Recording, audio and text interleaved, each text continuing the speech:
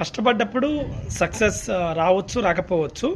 So maths సందర్భాల్లో రావచ్చు అనుకుందాం, కొన్ని సందర్భాల్లో రాకపోవచ్చు అని కూడా అనుకుందాం.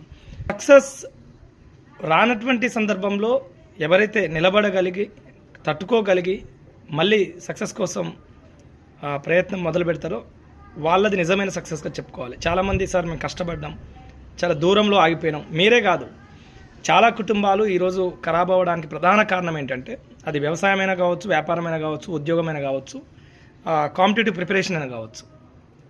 సక్సెస్ రానటువంటి సందర్భంలో చిన్నగా డీమోరల్ అయిపోయి తాగుడికి బానిస అయిపోయి ఒక దశలో తన జీవితాన్ని చాలించి ఫ్యామిలీస్ని కూడా రోడ్డు పాలు చేసినటువంటి సందర్భాలు. అంటే చాలా వ్యక్తి మంచోడే కానీ ఫ్యామిలీస్ మొత్తం కూడా రోడ్డు పాలు అయ్యే పరిస్థితి ఉంటుంది ఆయన పోయిన తర్వాత.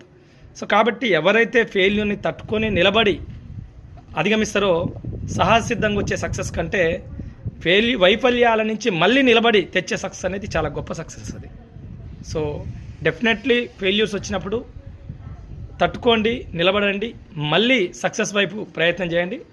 డెఫినెట్లీ అది నిజమైన సక్సెస్గా మీరు నిజమైన వారియర్గా ప్రూవ్ అవుతుంది.